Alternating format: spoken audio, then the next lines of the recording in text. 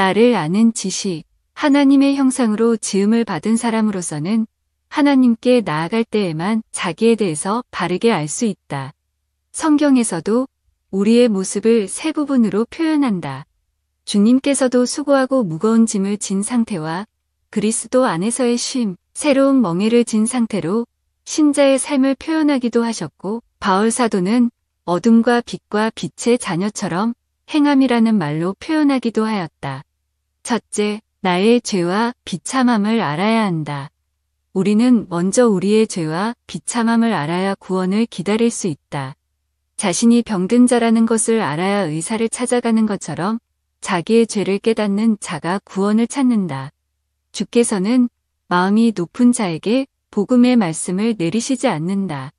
하나님의 말씀으로 자신의 죄와 추함을 깨달을 때에는 근심하지 않을 수 없으나 주께서는 애통하는 자에게 위로를 주신다. 자신의 죄를 생각하지 않고서 자신의 불행은 다른 사람의 죄의 결과이고 자신은 그 희생물이라고 생각하는 사람은 그리스도의 구원과는 거리가 먼 사람이다. 둘째, 내가 구원받아야 할 사람인 것을 알아야 한다. 죄의 문제는 이 세상에서 가장 비참한 것이지만 감정이나 지식으로 혹은 술이나 약품으로도 해결할 수 없다.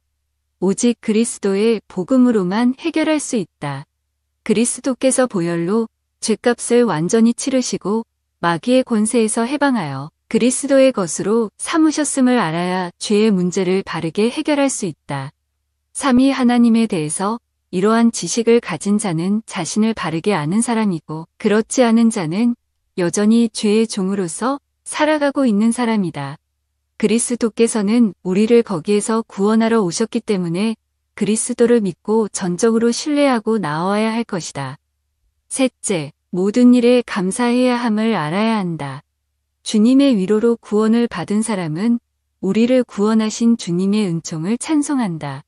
에베소서 1장에서는 성부의 구원 사역을 이야기하고 난 후에 그의 은혜의 영광을 찬미하게 하려는 것이라고 밝히고 성자의 구원의 사역을 이야기한 다음에는 그의 영광의 찬송이 되게 하려 하심이라고 가르치며 또한 성령의 사역을 이야기한 다음에 그의 영광을 찬미하게 하려 하심이라고 말한다.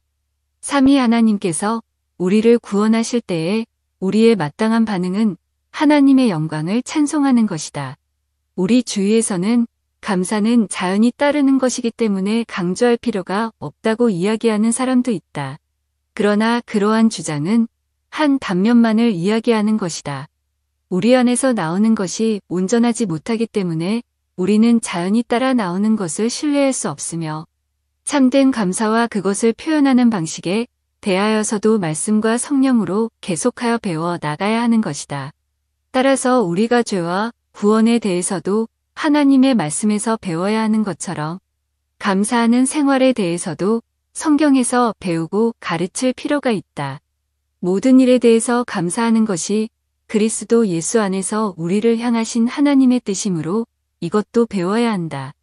나의 묵상, 나의 죄와 비참함을 알아야 구원을 얻을 수 있다. 이것을 알게 하신 것도 하나님의 은혜다. 하나님께서는 그리스도의 구속으로 우리를 구원하셨다. 다른 은혜가 없다. 오직 그리스도이시다. 이제 그리스도의 은혜를 입었으니 하나님께 찬송하며 감사해야 한다. 하지만 이것이 항상 되는 것이 아니다. 우리는 매일 하나님께서 주신 은혜에 감사하는 법을 배워야 한다. 오늘도 감사하는 하루가 되자. 아멘.